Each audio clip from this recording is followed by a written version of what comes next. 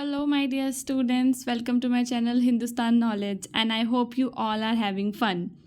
आज के इस वीडियो में अतुल महेश्वरी के बच्चों के लिए इंग्लिश के इम्पॉर्टेंट क्वेश्चंस को डिस्कस करूंगी। वीडियो के अंदर हम सिनोनिम्स को पढ़ेंगे, एंटोनिम्स को पढ़ेंगे और हम पढ़ेंगे ईडियम्स के बारे में। कई सारे ऐसे बच्चे हैं जिन्हें ईडियम्स में मतलब कि प्रॉब्लम आ रही है, उनको समझ में नहीं आ रहा है। सो जो भी मेरी इंग्लिश की सीरीज़ है उसमें से आप लोग देख सकते हैं और समझ सकते हैं, ठीक है। और अगर आप अतुल महेश्वरी स्कॉलरशिप की प्रिपरेशन कर रहे हैं और हमारे चैनल पे न्यू हैं तो आप हमारे चैनल को ज़रूर सब्सक्राइब कर लें, बिकॉज डिस्क्रिप्शन में मैंने प्लेलिस्ट दे रखी है। उस प्लेलिस्ट से जाके आप बाकी के जो वीडियोज़ हैं उनको भी देख सकते हैं, ठीक है। उसके अंदर मैंने इंग्लिश का, हिंदी और रीजनिंग और बाकी आपके जीएस के मोस्टली जो सब्जेक्ट्स हैं सारे के सारे सब्जेक्ट्स को कवर ऑलरेडी कर लिया है। काफ़ी सारे क्वेश्चंस हम कर चुके हैं, आई थिंक 10 to 15 क्लासेज हैं, वो सारी आप लोग देख सकते हैं और अपने स्कॉलरशिप के एग्ज़ाम की प्रिपरेशन कर सकते हैं। सो स्टूडेंट्स, आज हम इंग्लिश का टॉपिक पढ़ने वाले हैं। कौन सा टॉपिक? इंग्लिश का। सबसे पहली चीज़ आप लोगों को सिनोनिम्स पता होना चाहिए कि सिनोनिम्स और एंटोनिम्स होता क्या है। सिनोनिम्स का मतलब होता है समानार्थी शब्द, ठीक है। समानार्थी शब्द आप लोग समझते हैं जिन शब्दों का जो मतलब है वो समान होता है, और वहीं जो एंटोनिम्स होते हैं वो होते हैं आपके विपरीत आर्थी शब्द।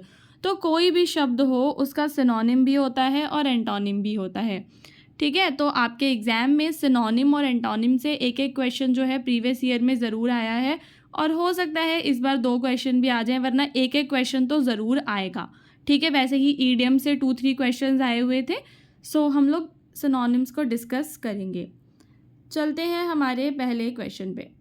Choose the best synonym for the resilient. यहाँ पर हमारे सामने एक वर्ड है और उस वर्ड का नाम क्या है? रेजिलिएंट। रेजिलिएंट जो वर्ड है इसका मतलब क्या है, इसके सिनोनिम आपको चूज़ करने हैं। ऑप्शंस में है आपके पास फ्रेजाइल, अडेप्टेबल, वीक या रेजिस्टेंट। सो स्टूडेंट्स, आप लोग ऑप्शन से गैस करने की कोशिश करोगे। इसका जो राइट आंसर है वो है आपका अडेप्टेबल, यानी कि ऑप्शन नंबर बी। अभी मैंने यहाँ पर अडेप्टेबल के साथ एक और वर्ड लिखा है, वो है फ्लेक्सिबल। यहाँ पे जो वर्ड उसके साथ लिखा है फ्लेक्सिबल वो भी सिनोनिम ही है, यानी कि रेजिलिएंट के 2 सिनोनिम्स हमने पढ़े, एक अडेप्टेबल और एक फ्लेक्सिबल, ठीक है। हम क्या कर रहे हैं कि ज़्यादा से ज़्यादा जो वर्ड्स हैं वो एक ही वीडियो में कवर करने की कोशिश करेंगे, ठीक है। सो ये हो गए इसके सिनोनिम्स, और यहाँ पे नीचे मैंने 2 वर्ड्स और दे रखे हैं ब्रैकेट में। सो जो वर्ड्स ब्रैकेट में दिए हुए हैं मैंने वो क्या हैं? वो हैं इनके एंटोनिम्स, यानी कि इसका ऑपोजिट क्या होगा? इनफ्लेक्सिबल होगा और रिजिड होगा। तो एग्ज़ाम में अगर रेजिलिएंट का एंटोनिम पूछा जाए और ऑप्शन में रिजिड या इनफ्लेक्सिबल दिख जाए तो आप लोग समझ जाएंगे कि उसका आंसर वही है। अब चलते हैं हमारे नेक्स्ट क्वेश्चन पे। Select the synonym of the word verbose. So यहाँ पे जो वर्ड है वो है वर्बोज। वर्बोज वर्ड का आपको मतलब बताना है, उसका सिनोनिम बताना है। ऑप्शंस में है कॉन्साइज, साइलेंट, वर्डी या फिर ब्रीफ। सो वर्बोज शब्द जो है बच्चों वो निकला है आपके शब्द वर्बल से। वर्बल आप लोग समझते हो, अगर मतलब जो चीज़ हम बोल के बता सकते हैं, यानी कि बोलने से रिलेटेड है। सो यहाँ पे है कोई ऐसा वर्ड जो बोलने से रिलेटेड हो, सो वो वर्ड है यहाँ पर हमारा वर्डी। तो इधर जो वर्बोस है उसका सिनोनिम हो जाएगा बच्चों वर्डी। जो वर्डी है उसका एक और सिनोनिम है जिसको हम कहते हैं टॉकेटिव। सो कोई भी व्यक्ति जो बहुत ज़्यादा बात करता हो वो क्या होता है स्टूडेंट्स? वो होता है टॉकेटिव, ठीक है। आई होप आपको ये 4-5 वर्ड समझ आ गए होंगे। और इसका ऑपोजिट अगर पूछा जाए तो आप लोगों को क्या लगाना है? कॉन्साइज लगाना है। तो वर्बोस का सिनोनिम ना पूछकर अगर यहाँ पर लिखा होता कि वर्बोस का एंटोनिम बताओ तो आप लोग कंसाइज पे लगा देते, तो इसका आंसर क्या हो जाता? ऑप्शन नंबर ए हो जाता। बट अभी इसका आंसर क्या है? अभी इसका आंसर ऑप्शन नंबर सी है, बिकॉज हमसे क्या पूछा है? सिनोनिम पूछा है। अब चलेंगे हमारे नेक्स्ट क्वेश्चन पे। Which word is closest in meaning to tenacious. अभी यहाँ पर हमारे सामने एक वर्ड है, क्या है बच्चों वो वर्ड है हमारा टेनेशियस, और हमसे टेनेशियस का क्लोजेस्ट मीनिंग पूछा है, यानी कि उसका सिनोनिम पूछा है। ऑप्शंस में है परसिस्टेंट, फ्लेक्सिबल, केयरलेस या इंडिसिसिव। सो स्टूडेंट्स, इसका जो आंसर है वो है आपका परसिस्टेंस। एक और वर्ड लिखा हुआ है यहाँ पे हमने, और वो है स्टबर्न। स्टबर्न क्या होता है? स्टबर्न का मतलब होता है ज़िद्दी। आपने कोई ज़िद्दी बच्चे देखे होंगे, बहुत ज़्यादा क्या होते हैं वो स्टबर्न होते हैं। इसका ऑपोजिट हो जाएगा आपका हेजिस्टेंट। उसके बाद है next question number 4, which of the following is the best synonym of abundant.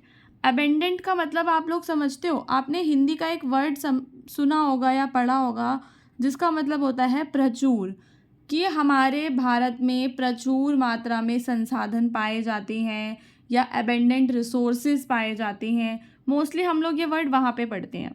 Abundant का मतलब होता है प्रचुर मात्रा में, जितना हमारे लिए काफ़ी हो। ठीक है। स्केर्स का मतलब क्या होता है? स्केर्स का मतलब तो कमी होता है। आपने एक वर्ड सुना होगा इंग्लिश में, scarcity of resources. Scarcity of resources यानी कि संसाधनों की कमी।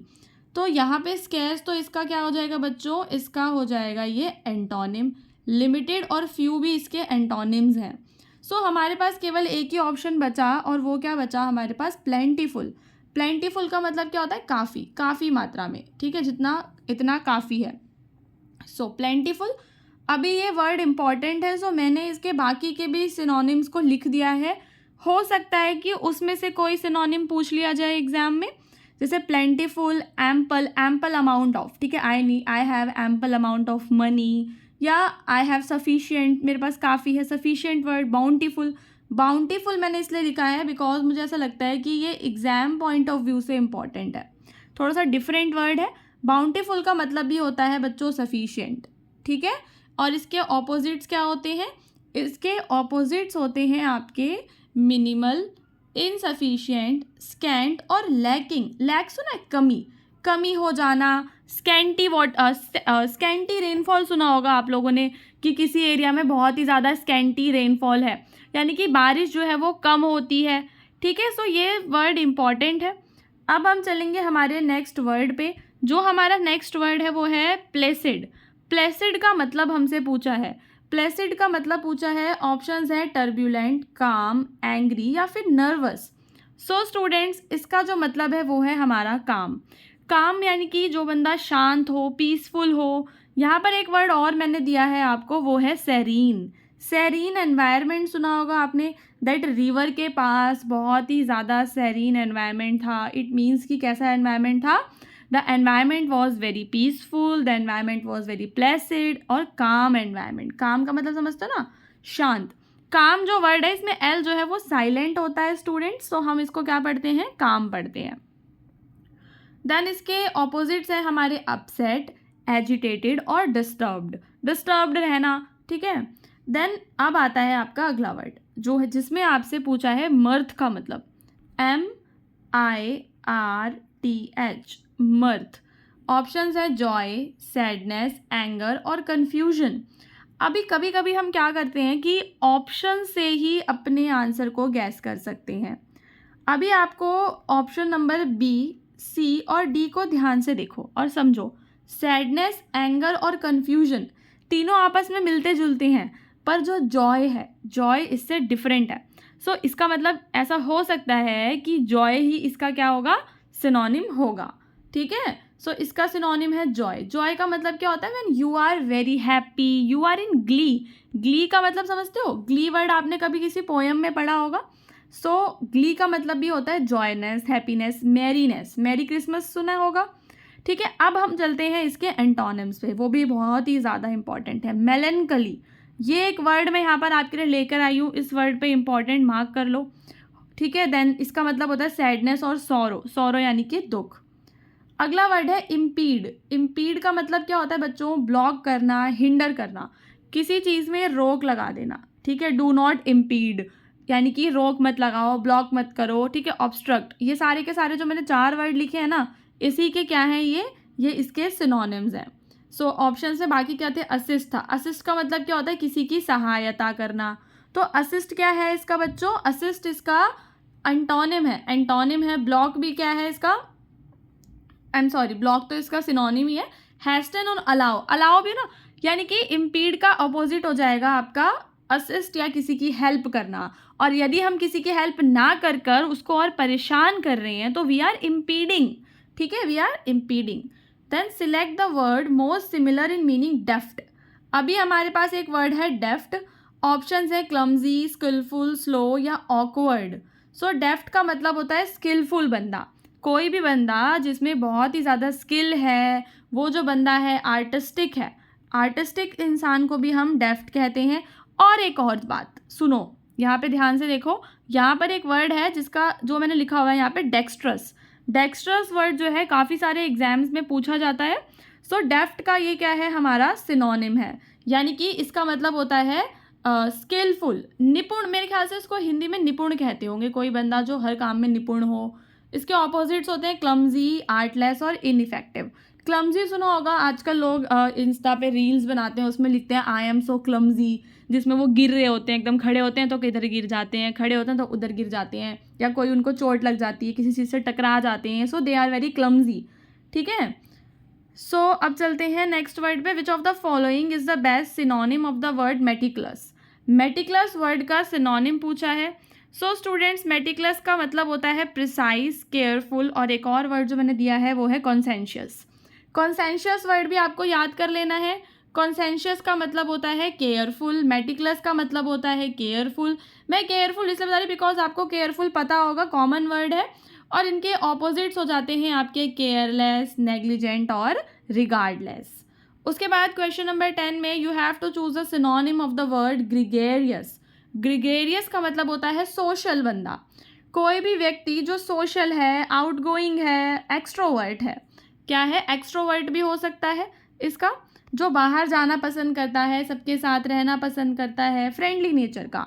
सो अगर मैं किसी को कहूँ that you are very gregarious, I am, उससे क्या मेरा मतलब हो जाएगा, it means I am calling him friendly. Okay, so इसका ऑपोजिट होता है एंटी सोशल और अलूफ। बच्चों, जो ये अलूफ वर्ड है, ये वर्ड पे इंपॉर्टेंट मार्क कर लो। अलूफ को याद करने की एक ट्रिक बताती हूँ। आप लोगों ने रूफ सुना है, रूफ, रूफ यानी कि छत, और रूफ पे अकेले बैठे हैं यानी क्या है, अलूफ है। ठीक है, सो अकेले रहना। ओके, चलो अभी हम शुरू करेंगे ईडियम्स के क्वेश्चन। What does the idiom beat around the bush mean. So यहाँ पर एक ईडियम है, क्या है, बीट अराउंड द बुश। इसका क्या मतलब है? ऑप्शंस में है to avoid talking about the main issue, किसी मेन इशू के बारे में बात ना करना। टू अटैक समवन वर्बली, किसी को मतलब बुरा कह देना, या कोई काम क्विकली करना, जल्दी से करना। और to hide from danger. So इसका क्या हो जाएगा, to avoid talking about the main issue. ठीक है, मेन इशू के बारे में बात करने से बचना। What does the idiom swan song. Swan song का मतलब क्या होता है स्टूडेंट्स? ऑप्शन है आपके पास, अ फाइनल जेस्चर और performance before retirement.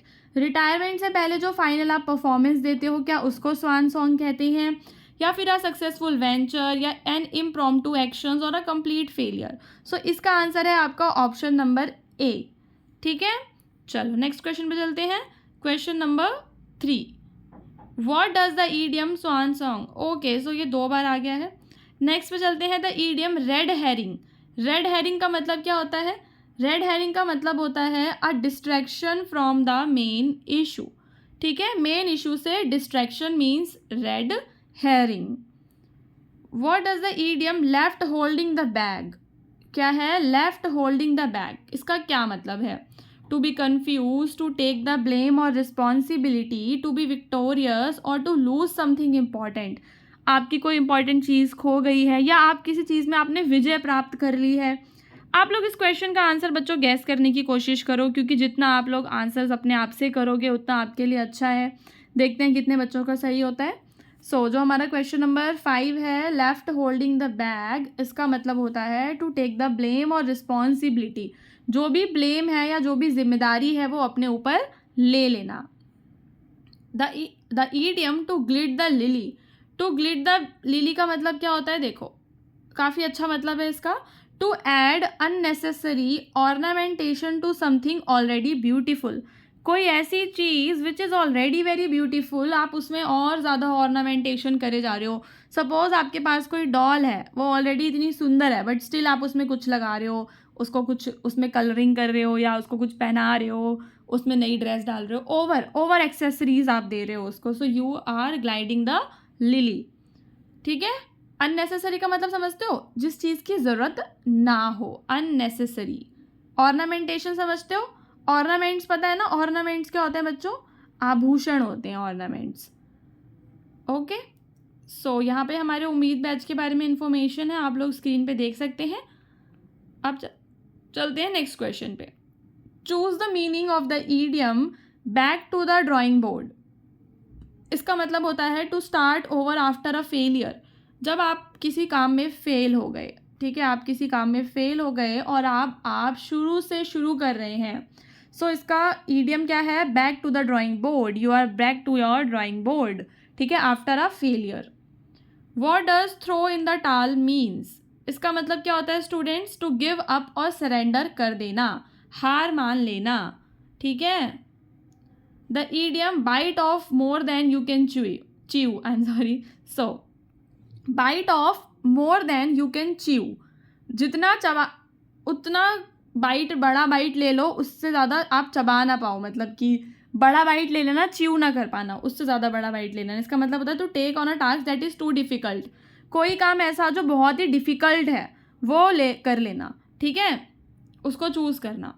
What does hit the ground running means, to start something quickly with enthusiasm. कोई चीज़ को जल्दी से शुरू करना और वो भी पूरे के पूरे एंथुजियाज्म के साथ, यानी कि पूरे जोश के साथ, ठीक है। So hit the ground running. The idiom let sleeping dogs lie. इसका क्या मतलब है, ऑप्शंस हैं to avoid unnecessary conflict, to provoke someone, to make a situation worse और to address a past issue. Unnecessary conflict को avoid करना यानी कि कोई झगड़ा, उसे अवॉइड करना, किसी इंसान को प्रवोक करना, प्रवोक का मतलब किसी को उकसाना या सिचुएशन को और भी ज़्यादा ख़राब कर देना या किसी पास्ट इशू के बारे में बात करना। मैं यहाँ पर आपको सारे मीनिंग्स इसलिए बताती हूँ ताकि अगर मान लो इसमें से कोई वर्ड आपका एंटोनिम या सिनोनिम में आ जाता है तो आपको पता हो जाएगा ना उसका मीनिंग, इसलिए आपकी हेल्प हो जाएगी। So to avoid unnecessary conflict, conflict यानी कि झगड़ा। What does the ball in your court means, so इसका मतलब क्या होता है, to have control of a situation, किसी भी सिचुएशन का कंट्रोल ले लेना।